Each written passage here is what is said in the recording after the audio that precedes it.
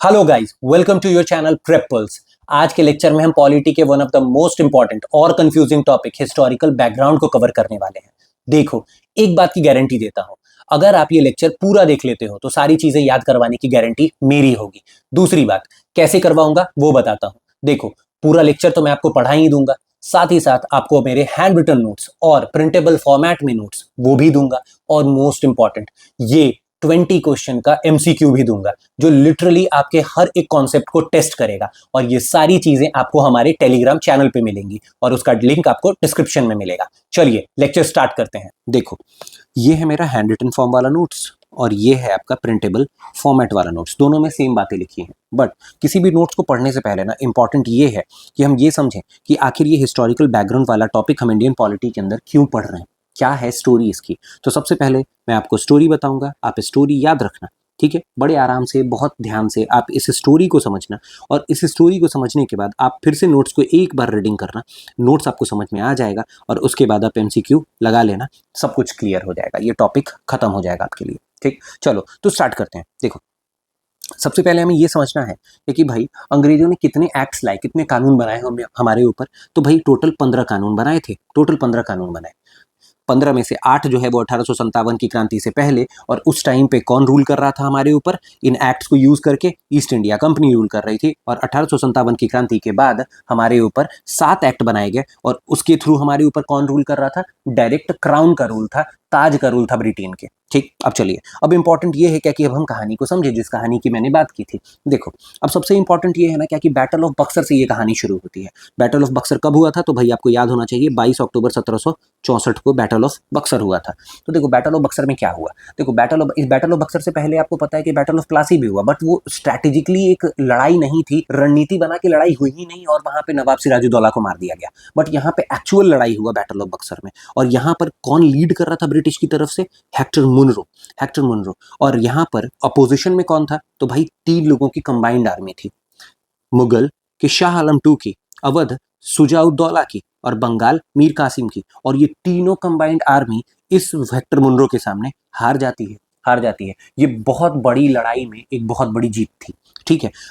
अब देखो, अब इस बैटल ऑफ बक्सर के बाद क्या होता है? एक संधि होती है जिसे कहते हैं ट्रीटी ऑफ इलाहाबाद, और ये कब होता है? 1765 में, ठीक है। अब 1765 में संधि होगी, और इस संधि को करने के लिए ब्रिटिशर्स ने भेजा रॉबर्ट क्लाइव को। बहुत इंपॉर्टेंट नाम है, रॉबर्ट क्लाइव को। देखो, रॉबर्ट क्लाइव संधि करने के लिए इलाहाबाद में आ रहा है, और लड़ाई करने के लिए कौन है? Hector Munro. तो देखो, रॉबर्ट क्लाइव आता है यहाँ पे संधि करने के लिए, और ये किसके किसके साथ संधि करेगा?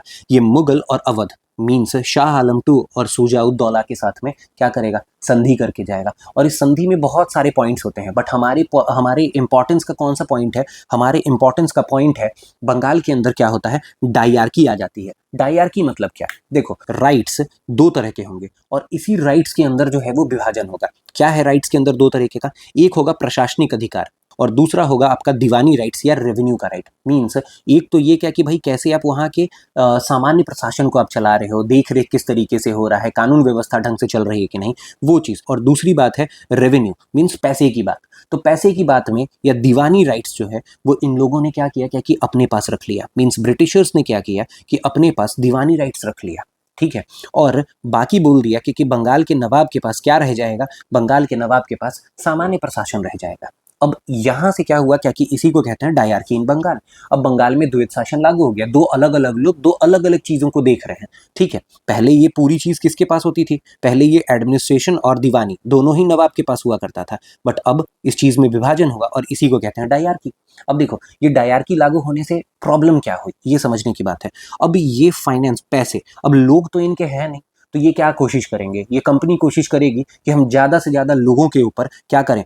कर वसूली करें, कर वसूली करें, एक्सप्लॉइट करें, और पब्लिक को एक्सप्लॉइट करके क्या कर दें? हम उनसे ज्यादा से ज्यादा पैसे टांग लें, ठीक है ना। अब ये पैसे लेने के चक्कर में क्या हुआ क्या कि बहुत भीषण अकाल आता है बंगाल के अंदर, ठीक है। बहुत सारे लोग भी मरते हैं बंगाल में, ठीक है। तो ये बंगाल जो है वो उस समय का बंगाल बिहार पूरा रीजन है, बंगाल बिहार उड़ीसा ये पूरा पूरा रीजन है वहां पे, ठीक है ना। तो ये पूरा रीजन है, और इस जगह पे इस तरीके से लोग मर रहे हैं, ठीक है, क्योंकि इन लोगों ने बहुत ज्यादा एक्सप्लॉयटेशन शुरू कर दिया है लोगों का। ठीक, ये बात आपको समझ में। अब देखो, अब उसके बाद ईस्ट इंडिया कंपनी यहाँ पे आखिर किस तरीके से एक्सप्लॉयट कर रही थी उस चीज को समझते हैं। देखो, ईस्ट इंडिया कंपनी क्यों आई थी भारत? ट्रेड करने के लिए आई थी, व्यापार करने के लिए आई थी। लेकिन व्यापार करना किसको था? कंपनी को ही करना था ना, ईस्ट इंडिया कंपनी को ही जो है वो व्यापार करना था। बट लोग यहाँ पे क्या कर रहे थे, इसके खुद के प्रोफेशनल, मान लो क्या कि ये अंदर है, इसके अंदर एक गवर्नर जनरल है, इसके अंदर कुछ लोग हैं जो काम कर रहे हैं, कंपनी के सर्वेंट्स हैं जो काम कर रहे हैं। वो क्या करते थे क्या कि भाई ये अगर मान लो क्या कि ये नाव है, ये नाव है, अगर इस नाव के ऊपर अगर सोचो क्या कि अगर 10 बोरी अगर जा रही है ना, 10 बोरी अगर लद रही है, या 6 बोरी अगर जा रही है, कुछ भी समझ लो क्या कि स्पाइसेस का जा रहा है, दालचीनी का जा रहा है, चाय का जा रहा है, तो ये लोग क्या करते थे क्या कि ये लोग अपनी 1 बोरी डलवा लिए, 2 बोरी डलवा ली, इस तरीके से ये लोग अपना खुद का पर्सनल ट्रेड करना शुरू कर दिया था। तो ये कंपनी ट्रेड तो कर ही रही थी, साथ साथ ये पर्सनल ट्रेड भी कर रहे थे और खुद का मुनाफा भी बना रहे थे। मीन्स ये एक तरीका का क्या है, ये करप्शन है। और इस करप्शन को रोकने के लिए, समझना, इस करप्शन को रोकने के लिए ब्रिटेन की पार्लियामेंट ने एक एक्ट पारित किया। समझना, हुआ क्या था ना इस बीच में, क्या कि जब ये करप्शन कर रहे थे तो भाई पैसे तो खूब बना रहे हैं, लेकिन फिर भी ये क्या हुआ ना कि ये लोग चले जाते हैं ब्रिटेन की पार्लियामेंट में और लोन मांग लेते हैं। तो उनको ये चीज़ समझ में आता है क्या कि भाई ये लोन कैसे मांग रहे हैं, क्योंकि ये लोग तो पहले से ही अच्छा खासा बिजनेस कर रहे हैं, इंडिया जाके अच्छा खासा यहाँ पे बिजनेस कर रहे हैं, खूब सारा मसाला लेके आ रहे हैं, बट फिर भी ये लोग लोन मांग रहे हैं। मतलब कंपनी घाटे में, तो कंपनी घाटे में तो कैसे घाटे में है? इनको अंदाजा हुआ क्या कि भाई ये लोग क्या कर रहे हैं, ये लोग करप्शन कर रहे हैं। इसी करप्शन को रोकने के लिए इन लोगों ने एक्ट लाया था, और ये सबसे पहला एक्ट आया कौन सा? Regulating act 1773। बहुत इंपॉर्टेंट। तो ये कहानी आपको समझ में आ गई। अब देखो, अब इस कहानी को जब आपने समझ लिया ना, तो अब आपके लिए बहुत आसान हो जाएगा क्या कि आप रेगुलेटिंग एक्ट 1773 बड़े आराम से समझ लो। देखो, अब देखो, रेगुलेटिंग एक्ट 1773। अब सोचोगे क्या कि भाई वो नोट से क्यों नहीं पढ़ा रहे हो? तो नोट से भी पढ़ाऊंगा, पहले आप यहाँ पे ये चीज़ समझ लो, ये बैकग्राउंड क्लियर हो जाएगा तो आपको समझ में आ जाएगा, है ना। चलिए, तो रेगुलेटिंग एक्ट 1773 में क्या चीज़ें हैं? तो देखो, सबसे पहले रेगुलेटिंग एक्ट 1773 ब्रिटेन की पार्लियामेंट के द्वारा लाया गया, तो किस चीज़ को रोकने के लिए? तो करप्शन, फेमाइन, डायरकी, ये सब चीज़ों को रोकने के लिए लाया गया था ये चीज़, ठीक। अब उसके बाद क्या हुआ, अब सोच के देखना भाई, किसी ना किसी आदमी को अगर करप्शन कोई कर रहा है तो किसी ना किसी को तो अकाउंटेबल बनाओगे ना। अभी भी देखा आपने क्या कि अकाउंटेबिलिटी सेट की गई कहीं ना कहीं, ठीक है ना। तो अकाउंटेबल किसी ना किसी को बनाना पड़ेगा। अब देखो, उस समय 3 प्रोविंस हुआ करते थे, एक बंगाल प्रोविंस था, एक मद्रास प्रोविंस था और एक बॉम्बे प्रोविंस था। अब सोचो क्या कि ब्रिटेन के पार्लियामेंट के लिए क्या ये चीज़ कितना कठिन हो जाता, कितना कठिन हो जाता पार्लियामेंट के लिए, क्या कि भाई एक काम करो, मद्रास वाले तुम अपना रिपोर्ट दो, बॉम्बे वाले तुम अपना रिपोर्ट दो, और बंगाल वाले तुम अपना रिपोर्ट दो। ये चीज़ तो बहुत प्रॉब्लम हो जाती है ना। इससे अच्छा क्या किया इन लोगों ने बोला क्या कि एक काम करो, मद्रास और बॉम्बे तुम आ जाओ बंगाल के अंदर, ठीक है ना। तो बंगाल को सुपीरियर बना दिया, बंगाल प्रेसिडेंसी को क्या किया, सुपीरियर बना दिया, और बंगाल प्रेसिडेंसी के अंदर मद्रास और बॉम्बे को लाके बैठा दिया।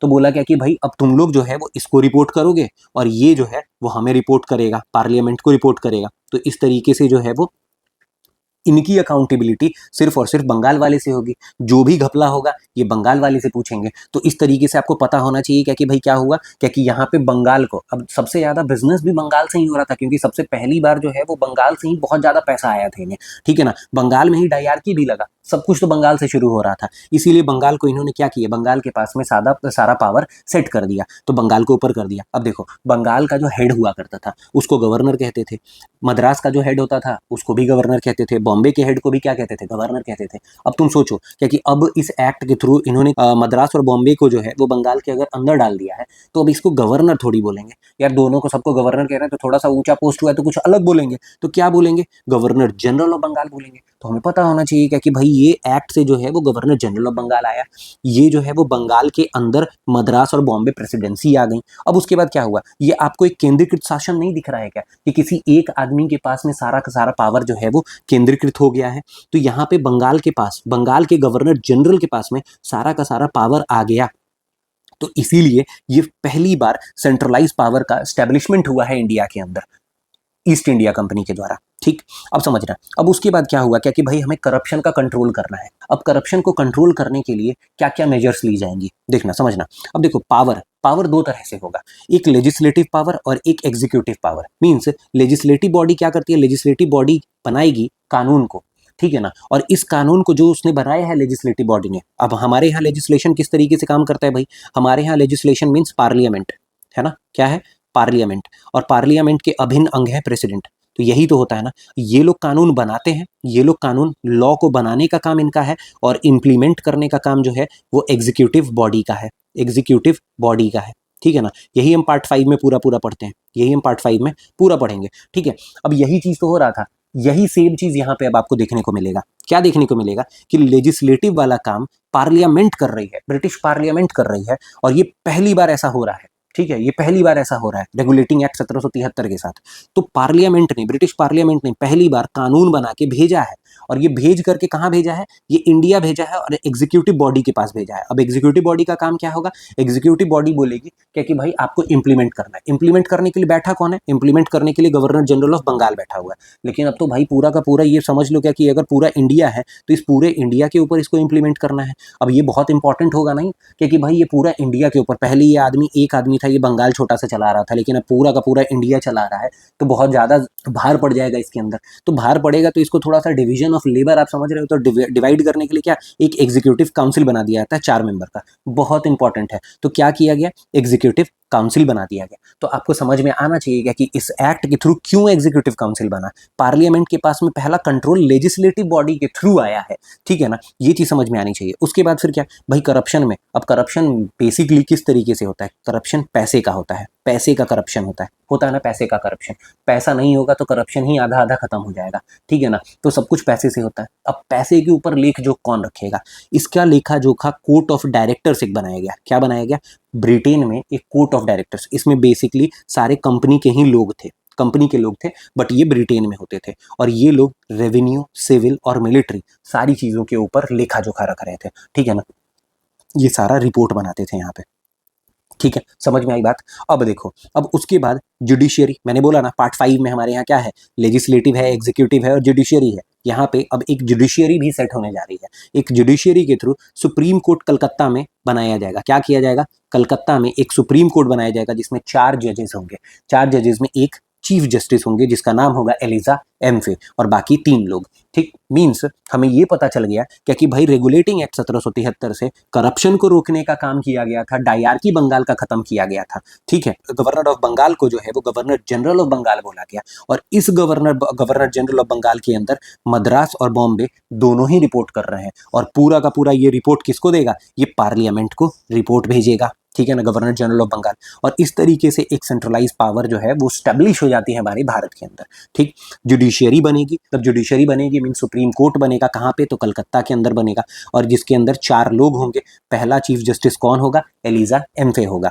उसके बाद करप्शन को कंट्रोल करने के लिए कौन कानून बनाएगा, तो ब्रिटिश पार्लियामेंट जो है वो पहली बार कानून बना के भेजेगी, और एग्जीक्यूट कौन करेगा उसको, तो गवर्नर जनरल ऑफ बंगाल और उसके एग्जीक्यूटिव काउंसिल के 4 लोग। तो पहली बार एग्जीक्यूटिव काउंसिल भी बन रहा है। उसके बाद फिर कंपनी के रेवेन्यू, सिविल और मिलिट्री पर लेखा जोखा रखने के लिए, रिपोर्ट रखने के लिए एक ब्रिटेन में कोर्ट ऑफ डायरेक्टर्स बनाया जाएगा, और इसमें सारे लोग कहाँ के होंगे, कंपनी के होंगे। अभी एक चीज याद रखना है कि पहला गवर्नर जनरल कौन होगा, ये होगा वॉरेन हेस्टिंग। कौन होगा, वॉरेन हेस्टिंग, वो आगे है, ठीक है। तो आपको होपफुली आपको ये पूरा का पूरा रेगुलेटिंग एक्ट 1773 समझ में आ गया। अब चलते हैं हम आगे, अब नोट से पढ़ेंगे। देखो अब आपको समझ में आएगी पूरी बात। देखो रेगुलेटिंग एक्ट 1773 की बात कर रहा है। देखो सबसे पहले फर्स्ट कंट्रोल हुआ ब्रिटिश पार्लियामेंट का, सेंट्रलाइज पावर सेट हो चुका है हमारे भारत में। किस तरीके से हुआ मैंने आपको बताया, क्यों आया था, corruption, poor economic condition, dyarchy को खत्म करने के लिए। क्यों, क्योंकि प्राइवेट ट्रेड हो रहा था। उसके बाद हम देखते हैं क्या कि गवर्नर जनरल ऑफ बंगाल जो है वो बना दिया जाता है, और पहला कौन है, वॉरेन हेस्टिंग है, और ये इसके अंदर सबॉर्डिनेट कौन कौन हो जाएंगे, बॉम्बे और मद्रास के गवर्नर, ठीक। उसके बाद फर्स्ट सुप्रीम कोर्ट 1774 में बन जाएगा कलकत्ता के अंदर। पहला चीफ जस्टिस कौन होगा, एलिजा एम्फे। अब देखो बाकी के 3 का नाम अगर चाहो तो याद कर लो, नहीं चाहो तो भी कोई बात नहीं है, लेकिन देख लो, चेम्बर्स, लेमेस्टर और हाइडी, ठीक।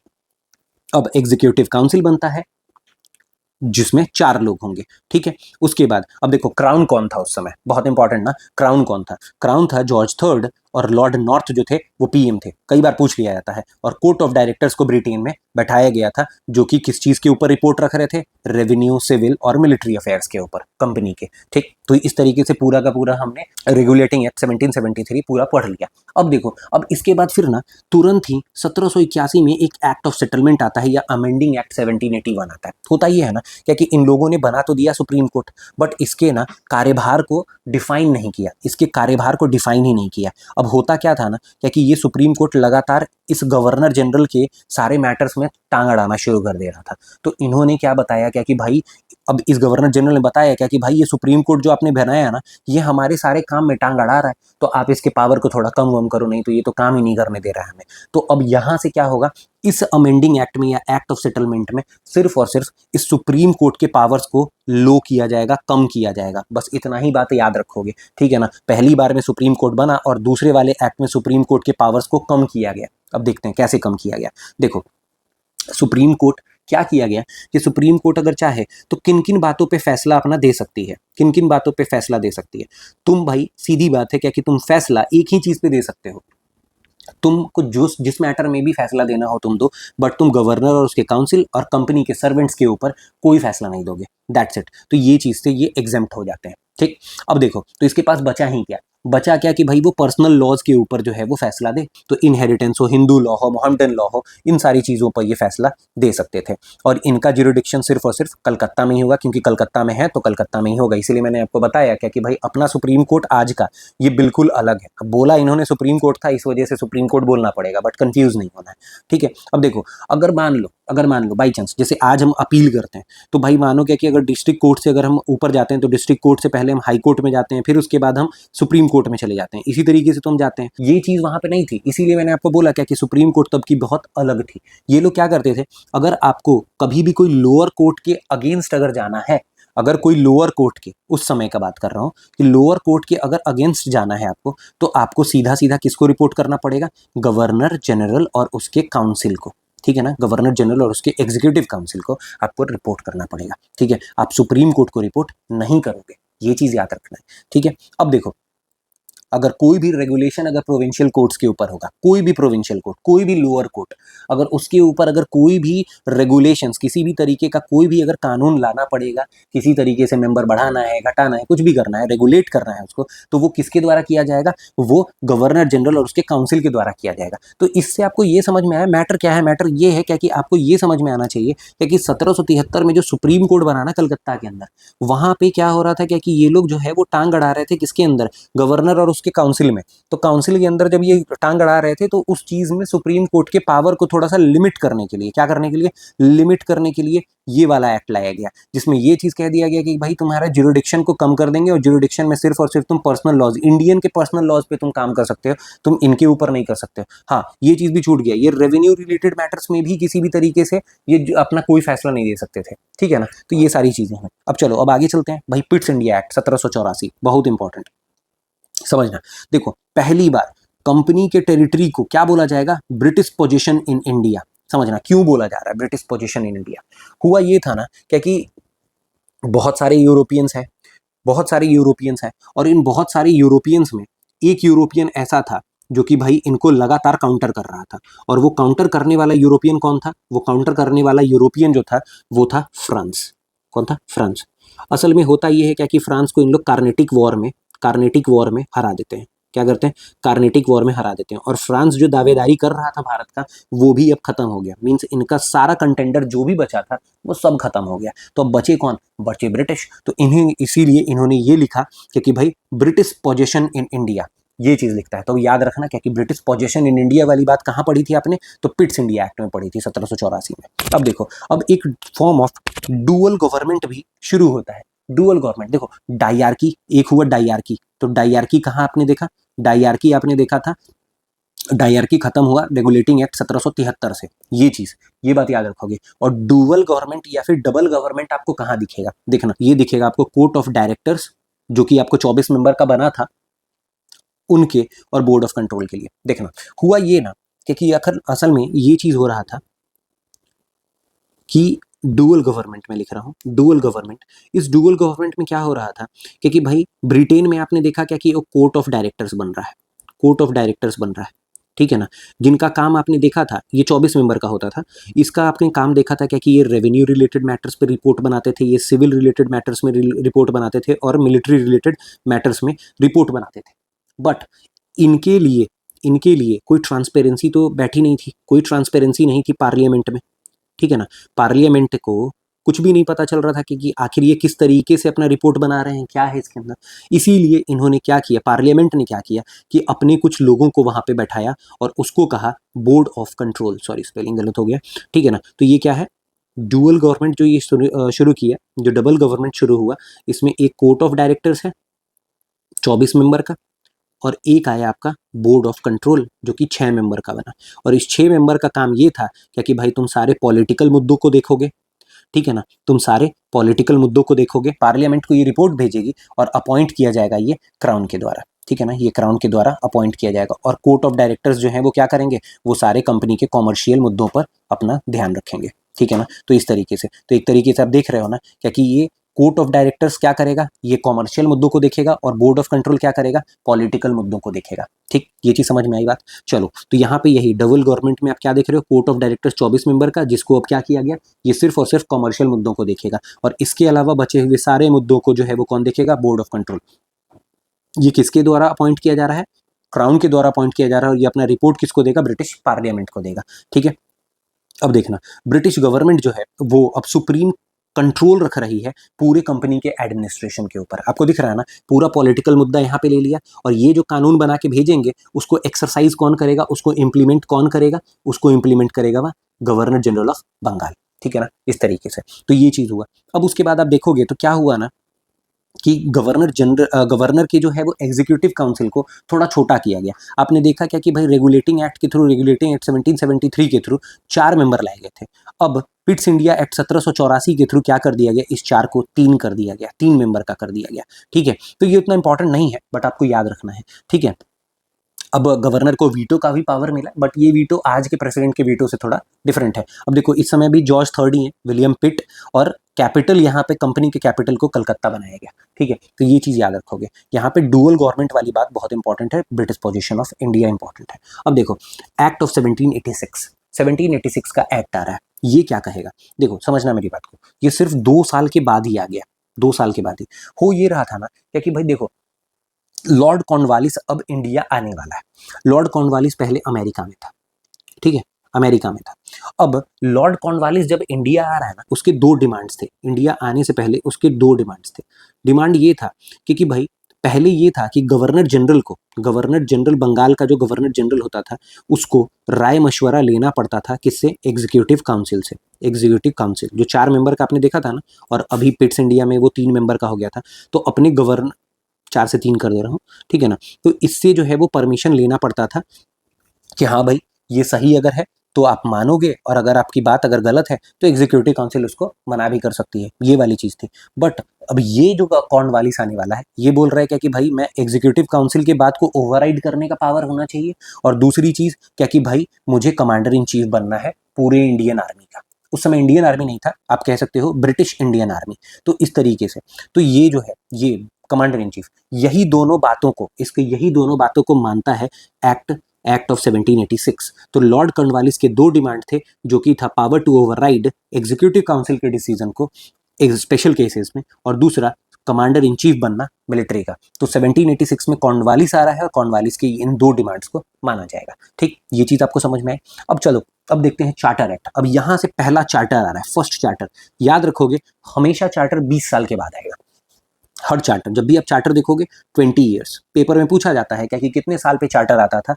चार्टर मतलब अधिकार पत्र होता है, तो ये चार्टर कितने साल पे आएगा, 20 साल पे आएगा। तो पहला चार्टर कब आया, 1793 में आया, याद रखोगे। अब देखो, पहला चार्टर 1793 में आ रहा है। अब इसमें क्या हुआ, जब भी चार्टर एक्ट आएगा ना, तो मोनोपोली दे दी जाएगी, मोनोपोली कंपनी की मोनोपोली को बढ़ा दिया जाएगा। आप समझना, मोनोपोली मतलब क्या, मोनोपोली 2 तरह का हो रहा है। मोनोपोली 2 तरह का, एक होगा एडमिनिस्ट्रेटिव मोनोपोली, है ना, एडमिनिस्ट्रेटिव मतलब प्रशासन वाला मोनोपोली, और एक होगा ट्रेड, व्यापार करने का मोनोपोली। तो जब तक लिखा हुआ ना हो तब तक आप दोनों ही मोनोपोली मानोगे। मींस आपको ये समझ में आना चाहिए क्या कि भाई यहाँ पर जब मैंने लिख रखा है क्या कि ट्रेड मोनोपोली को एक्सटेंड किया है, तो यहाँ पर एक्सटेंड तो ट्रेड मोनोपोली को किया है, साथ ही साथ जो है वो आपको पता है क्या कि ईस्ट इंडिया कंपनी के एडमिनिस्ट्रेटिव मोनोपोली को भी क्या किया है, एक्सटेंड किया है 20 साल के लिए, ठीक है। तो यहाँ पर अब ट्रेड मोनोपोली का मतलब क्या है ना, क्या कि वहां से ब्रिटेन की कोई भी और कंपनी, ब्रिटेन की कोई भी और कंपनी भारत आके ट्रेड नहीं करेगी। वो सिर्फ और सिर्फ ट्रेड करने का अधिकार किसके पास होगा, ईस्ट इंडिया कंपनी के पास होगा। तो अगले 20 साल के लिए, मीन 1793 से शुरू होगा तो 13 तक, 1813 तक कौन आके सिर्फ ट्रेड कर सकता है भारत की धरती पे, ईस्ट इंडिया कंपनी, ये चीज समझो।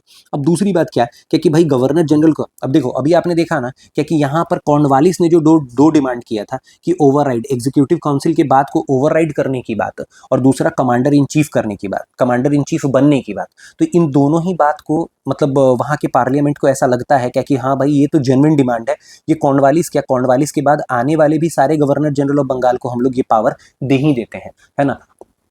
तो यही काम होता है क्योंकि भाई आने वाले जितने भी गवर्नर जनरल होंगे उसको ओवरराइड करने का फ्यूचर में पावर दे दिया गया है, ठीक है। तो ओवरराइड करने का पावर दे दिया गया है, और साथ ही साथ क्या आ जाएगा कि वो कमांडर इन चीफ भी बने रहेंगे, है ना। जब तक समझा मेरी बात को, पार्लियामेंट वहां की जब तक किसी दूसरे XYZ को जब तक नहीं भेजेगी कमांडर इन चीफ बनने के लिए, तब तक कौन कमांडर इन चीफ की तरह एक्ट करेगा, गवर्नर जनरल ऑफ बंगाल। तो ये चीज भी आपको पता रहना चाहिए कि क्या है भाई, कमांडर इन चीफ भी कौन एक्ट करेगा, governor general of Bengal, unless and until क्या कि पार्लियामेंट किसी दूसरे को अपॉइंट करके भेज ना दे। और गवर्नर जनरल के पास अब ओवरराइड करने का पावर भी अब आ चुका है, ठीक, ये चीज समझ में आई।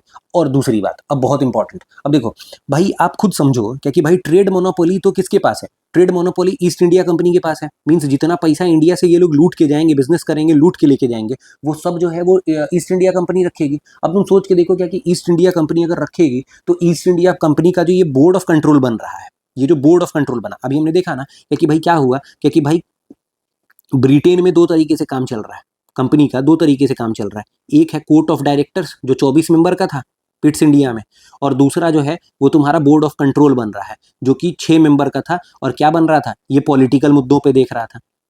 अब पॉलिटिकल मुद्दों पे ही देखो, लेकिन देख तो तुम ईस्ट इंडिया कंपनी के ही मुद्दों को देख रहे हो ना।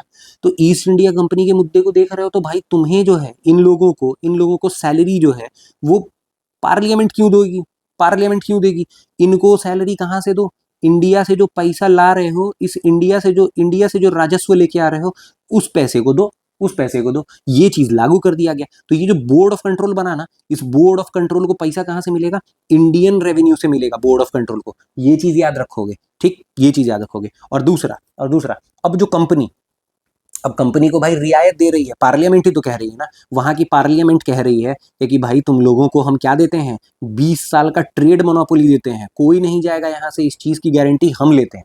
तो भाई तुम लोग इसके बदले में भी कुछ दो ना हमें। तो भाई 5 लाख पाउंड सालाना ये लोग ब्रिटिश गवर्नमेंट को देंगे, ठीक है ना। और इसी तरीके से ड्रेन ऑफ वेल्थ जो है वो शुरू हो जाता है भारत में। और इस ड्रेन ऑफ वेल्थ का सिद्धांत दिया किसने था, दादा भाई नारोजी ने ये दिया था, ठीक है ना। तो ये चीज याद रखोगे, ठीक। तो ये वाला बात बहुत इंपॉर्टेंट था। अब देखो, अब चार्टर एक्ट 1813, 20 साल हो गया, 20 साल के बाद जो है वो 1813 का चार्टर एक्ट आएगा, बहुत इंपॉर्टेंट। अब देखना जॉर्ज थर्ड ही रहेगा। अब देखो थर्ड जो है वो तुम्हारा यहीं से शुरू है, 1773 से ही जॉर्ज थर्ड है। अब राजा तो बहुत दिन तक रहेगा ना, तो दिक्कत वाली बात है नहीं, लेकिन यहाँ पर मिंटो फर्स्ट है, ये चीज याद रखोगे। अब देखो ये लोग क्या हो रहा है ना, क्या कि यहाँ पर ये जो ट्रेड मोनोपोली की बात चल रही थी, असल में हुआ ये था ना, समझना जरा सा, क्योंकि भाई ब्रिटेन में क्या आ चुका था, इंडस्ट्रियल रिवोल्यूशन आ चुका था।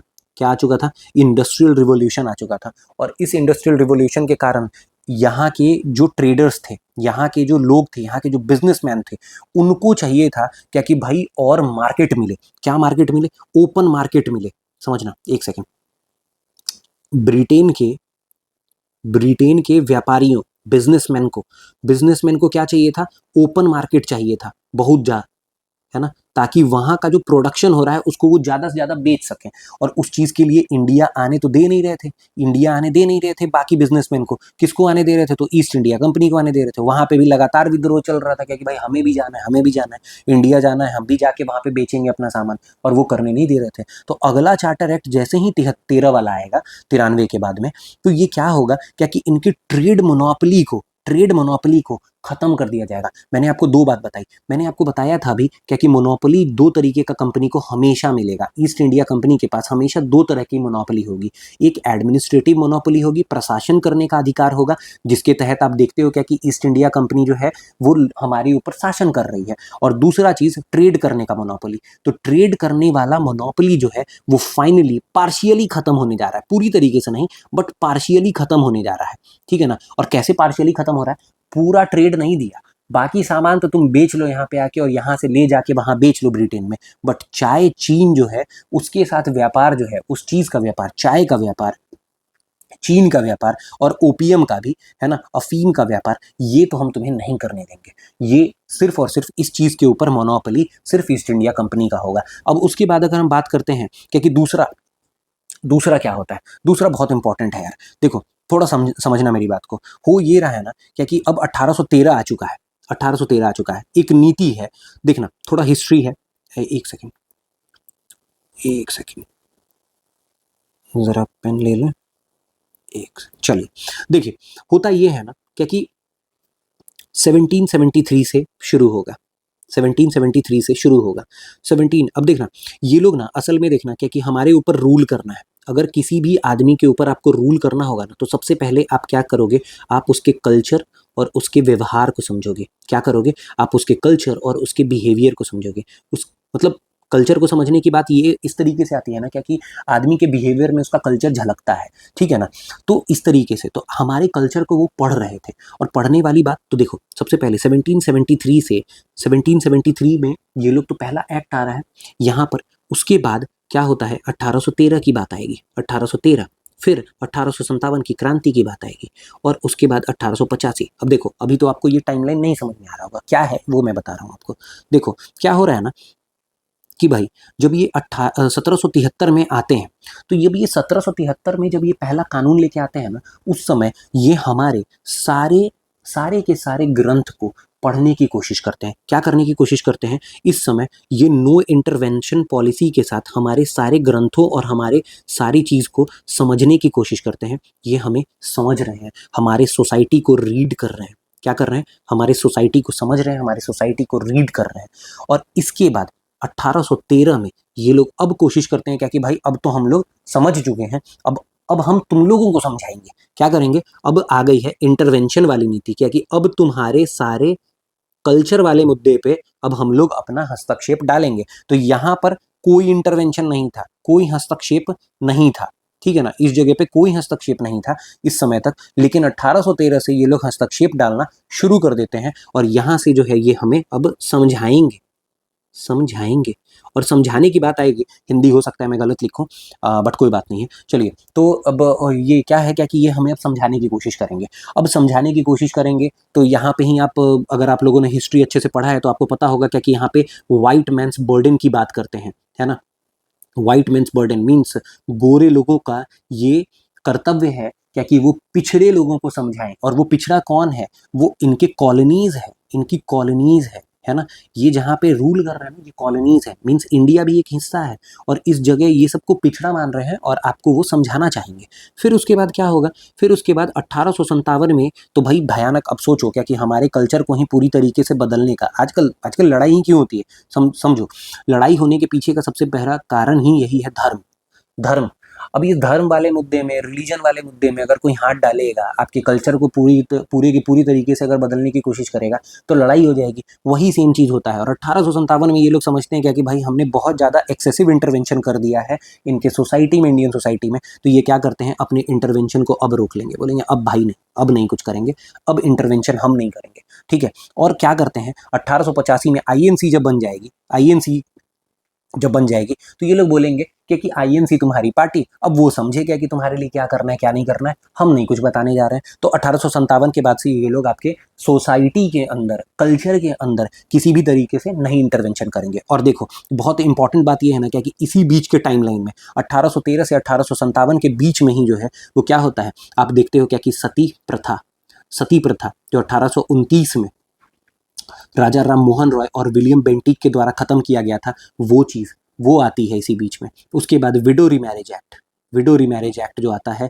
जो ईश्वर चंद विद्यासागर के द्वारा जो है वो तुम्हारा आता है, मतलब वो सोशल रिफॉर्मर थे, उनके द्वारा ये किया जाता है। वो सारी चीज़ें वो सब इसी बीच में तो आ रहा है। ये विडो रीमैरिज 1856 में आता है, तो ये सारी चीज़ें आ रही हैं, तो बहुत इंपॉर्टेंट है, इसी बीच में हो रहा है। इसीलिए आपको समझने की जरूरत है क्या कि इस समय 1813 आ चुका है और चार्टर एक्ट 1813 आ चुका है। तो इसी के तहत जो है ये लोग क्या करेंगे, हमारे कल्चर में घुसने के लिए ये लोग क्या करेंगे, क्योंकि हमें वेस्टर्न एजुकेशन, अपनी जो सो कॉल्ड शिक्षा है, वो नीति हमें सिखाने की कोशिश करेंगे, हमारी नीति से अलग। ये क्या करेंगे, वेस्टर्न एजुकेशन फैलाने की बात करेंगे और उस चीज़ के लिए 1 लाख रुपए सालाना इंडियंस के ऊपर खर्च करने के लिए पैसे देंगे ईस्ट इंडिया कंपनी को। ठीक, ये चीज़ समझ में आई। और दूसरा, क्रिश्चियन मिशनरीज को भेजेंगे ये, और ये हेडक्वार्टर कहाँ होगा, कलकत्ता ही होगा। ठीक, ये चीज़ समझ में आई। और यहाँ से जो है वो धर्म परिवर्तन वाला पूरा का पूरा सिलसिला स्टार्ट हो जाएगा। ठीक, अब लोकल गवर्नमेंट जो है, लोकल गवर्नमेंट भी हमारे ऊपर, मतलब लोकल गवर्नमेंट जो बनेगी, जो प्रिंसिपली स्टेट्स का गवर्नमेंट बना हुआ है, वो सब भी आपके ऊपर टैक्स लगा सकते हैं और आपको पनिशमेंट दे सकते हैं अगर आप टैक्स नहीं दे रहे हैं तो हो सकता था। अब इसके तहत पता है क्या होता था, बहुत ज़्यादा एक्सप्लोटेशन होता था। अब देखो, आपको पता होगा क्या कि भाई लोकल गवर्नमेंट, आज के लोकल गवर्नमेंट को अगर हम देखेंगे तो ये आपको क्या दिखता है, आपको पंचायती राज दिखेगा। आपको क्या दिखेगा, पंचायती राज दिखेगा, म्यूनिसिपैलिटी दिखेगा, ये चीज़ें आपको दिखती हैं। तो ये सारी चीज़ें क्या है, ये लोकल गवर्नमेंट का ही एक फॉर्म है, ये चीज़ आप समझे। और आज इन लोगों के पास भी पंचायती राज के तहत और म्यूनिसिपैलिटी के पास में भी जो है, म्यूनिसिपल कॉरपोरेशंस को भी टैक्स लगाने की पावर होती है। ये चीज़ पता होना चाहिए। ठीक है, ये चीज़ है। और ब्रिटिश क्राउन जो है, और ब्रिटिश क्राउन सोवरेन हो जाती है ओवर कंपनी के टेरिटरी पर, मतलब उसका एकाधिकार है कंपनी का जितना भी टेरिटरी है उन सब जगह पे। तो ये चीज़ होता है, ये इतना इंपॉर्टेंट नहीं है बट ठीक। अब देखो, अब 20 साल और बीतेगा और अगला चार्टर एक्ट 1833 आएगा। ठीक है, हम सबसे पहले हम क्या बोल रहे हैं कि चार्टर मतलब अधिकार, और अधिकार जो है वो मैं फिर से याद करा रहा हूँ कि मोनोपोली मतलब दो तरीके का, एक एडमिनिस्ट्रेटिव मोनोपोली और एक trade monopoly. Trade monopoly partially खत्म हो चुकी है, बट एडमिनिस्ट्रेटिव मोनोपोली आज भी चल रही है। और ये खत्म कब होगा भैया, 1857 की क्रांति के बाद, 1857 की क्रांति के बाद ये खत्म हो जाएगा। बट ट्रेड मोनोपोली अब खत्म होने जा रहा है चार्टर एक्ट 1833 के साथ। क्या होगा, क्योंकि भाई ये जो तुम चाय, चीन और अफीम के साथ जो व्यापार करते हो ना, वो भी खत्म। मीन्स अब कंपनी सिर्फ और सिर्फ क्या करेगी, अपने सिर्फ एडमिनिस्ट्रेशन को एक्सरसाइज करेगी। ठीक है ना, और साथ ही साथ ट्रेड कर रही होगी। ट्रेड के ऊपर मोनोपोली नहीं है, ट्रेड कर सकते हैं बट मोनोपोली नहीं है ना। और मोनोपोली एडमिनिस्ट्रेशन की अभी भी है। ठीक है ना, मीन्स प्रशासन अभी भी देखेंगे। और चलिए अब देखते हैं अब क्या होगा, क्या कि गवर्नर जनरल ऑफ बंगाल को क्या बोला जाएगा, गवर्नर जनरल ऑफ इंडिया। बहुत इंपॉर्टेंट। और ये पहला कौन होगा governor general of India, William Bentinck. अभी मैंने आपको बताया ना क्या कि विलियम बेंटिक के साथ राजा राम मोहन रॉय मिल के सती प्रथा को खत्म करते हैं 1829 में। अच्छा, एक चीज और याद कर लो, एसएसटी से याद कर सकते हो। एसएसटी से क्या होगा, सती 1829 में खत्म होगा। उसके बाद ये होगा ठगी प्रथा और एक होगा स्लेवरी, और ये 1830 में, ये सब इसी के समय खत्म होता है। ठीक है, इस तरीके से याद कर लोगे। अब देखो, विलियम बेंटिक होगा, अब इसके पास सारे सिविल पावर्स होंगे, सारे मिलिट्री पावर्स होंगे और सारे लेजिस्लेटिव पावर्स होंगे। मीन्स गवर्नर जनरल जो ऑफ इंडिया जो है वो एक तरीके से पूरा एडमिनिस्ट्रेटिव हेड है। मीन्स ये राजा है एक तरीके से भारत का। ठीक, ये चीज़ समझ गए। अब उसके बाद क्या होगा, क्या कि बॉम्बे और मद्रास वाले प्रेसिडेंसी के जो गवर्नर है ना, उनको भी थोड़े बहुत लेजिस्लेटिव मतलब कानून बनाने का पावर जो है वो दे दिया गया है। इतना इंपॉर्टेंट नहीं है बट ये बात बहुत इंपॉर्टेंट है। और ये अब देखो, अब समझना मेरी बात को, गवर्नर जनरल ऑफ इंडिया बनाया गया। अब आपको ये चीज़ तो पता ही है क्या कि भाई गवर्नर जनरल ऑफ बंगाल के पास जो है वो एक एग्जीक्यूटिव काउंसिल होता था और ये पिट्स इंडिया एक्ट के आने के बाद जो है वो 3 मेंबर का हो गया था। इस 3 मेंबर के एग्जीक्यूटिव काउंसिल का नाम, इसका नाम चेंज करके क्या कर दिया गया, council of government of India. क्या किया गया, इसका नाम council of government of India. अब ये गवर्नमेंट ऑफ इंडिया पहली बार यूज किया गया यहीं पे, first time government of India use किया गया। तो ये बहुत बार पूछा जाता है पेपर में, क्या कि गवर्नमेंट ऑफ इंडिया पहली बार कहाँ पे यूज किया गया, कौन से चार्टर में मतलब चार्टर एक्ट में यूज किया गया। तो 1833 के चार्टर एक्ट में याद करना ये चीज। ठीक है, अब देखो, इससे पहले जितने भी चार्टर एक्ट 1833 से पहले जितने भी कानून आए उसको क्या बोला जाएगा, रेगुलेशन बोला जाएगा। और उसके बाद आने वाले कानून को क्या बोला जाएगा, एक्ट बोला जाएगा। ये भी कई बार पूछ लिया जाता है तो ये भी याद रखोगे। ठीक, अब उसके बाद फिर क्या बोला जा रहा है, कि देखना, अभी मैंने आपको क्या बोला, क्या कि भाई काउंसिल, एग्जीक्यूटिव काउंसिल में कितने लोग थे, 3 लोग थे। पिट्स इंडिया, देखो समझना, रेगुलेटिंग एक्ट 1773 से कितने लोग बने एग्जीक्यूटिव काउंसिल में कितने लोग बने, 4 लोग बने। अब उसके बाद जो है वो पिट्स इंडिया एक्ट से कितने लोग बने, 1784 से कितने लोग आए, 3 लोग हो गए। अब चार्टर एक्ट आ रहा है 1833 का, इससे कितने लोग, 1 लोग और आ जाएगा, 1 लोग +1 हो जाएगा। और चौथा मेंबर, जो 4th मेंबर होगा, वो कौन होगा, ये लॉ मेंबर होगा, कानून मंत्री होगा, कानून मेंबर होगा। और ये कौन होगा, पहला मकौले। ठीक है ना, ये कौन होगा, मकौले होगा, याद रखोगे। ठीक है, तो पहला लॉ मेंबर, 4th मेंबर जो है वो ऐड हुआ 1833 से, और वो 4th मेंबर कौन था, तो लॉर्ड मकौले था। ठीक, अब देखो यहाँ पे ना जो सिविल सर्विसेज का पहले इंडियन सिविल सर्विसेज कहा जाता था, वो सिविल सर्विसेज के एग्जाम के लिए जो है वो ओपन किया गया इंडियंस के लिए भी। इस कानून में बोला गया, चार्टर एक्ट में, क्या कि इंडियंस भी इसमें बैठ सकते हैं। बट यहाँ पर क्या किया गया कि जो कोर्ट ऑफ डायरेक्टर्स होते थे 24 मेंबर के वहाँ ब्रिटेन में, वो बोले क्या कि नहीं भाई, इस पे तो हमारे लोगों का अधिकार है, ये इंडियंस क्यों बनेंगे। तो इंडियंस के लिए वो लोग विद्रोह करने लगे, और ये पहले देने की बात तो हुई, बट अपोजिशन के बाद ये मिला नहीं। ये 53 में मिल जाएगा आपको, चार्टर एक्ट 53 में। तो इसमें वाले सारे इंपॉर्टेंट बात आपको समझ में आ गया। अब चलो, अब हम बात करते हैं चार्टर एक्ट 1853 की, जो लास्ट चार्टर है, ठीक है।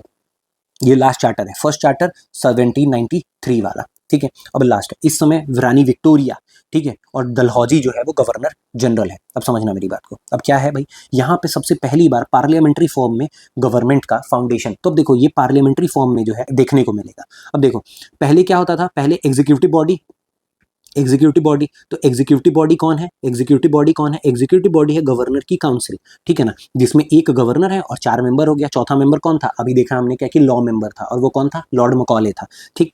अब देखो, ये जो है वो लॉ को इम्प्लीमेंट करेगा, ठीक। अब देखो, अब उसके बाद इंडियन लेजिस्लेटिव काउंसिल बना। बहुत इंपॉर्टेंट, पेपर में पूछता है क्या कि इंडियन लेजिस्लेटिव काउंसिल 12 मेंबर का बना था। वो कब बना था, तो चार्टर एक्ट 1853 से बना था, ठीक है। ये चीज, ये लॉ बनाने के लिए बना है, ठीक है। अब देखो, इसमें 12 मेंबर कौन कौन से थे, तो एक तो आपका गवर्नर के काउंसिल का पूरा मेंबर होगा, एक गवर्नर होंगे, एक गवर्नर का 4 मेंबर का जो काउंसिल होता है वो तो 5 मेंबर ये, और एक सेनापति, अगर सेनापति है तो, अगर वापस वहां से भेजा गया है तो वो हो जाएगा। उसके बाद चीफ जस्टिस जो सुप्रीम कोर्ट कलकत्ता वाला वो, और उसके द्वारा अपॉइंटेड एक जज। और उसके बाद ये पेपर में पूछा जाता है, बहुत इंपॉर्टेंट है, अगर टफ होगा तो यही पूछा जाएगा। क्या पूछा जाएगा कि भाई कुछ रिप्रेजेंटेशन, इंडियन रिप्रेजेंटेशन भी दिया गया।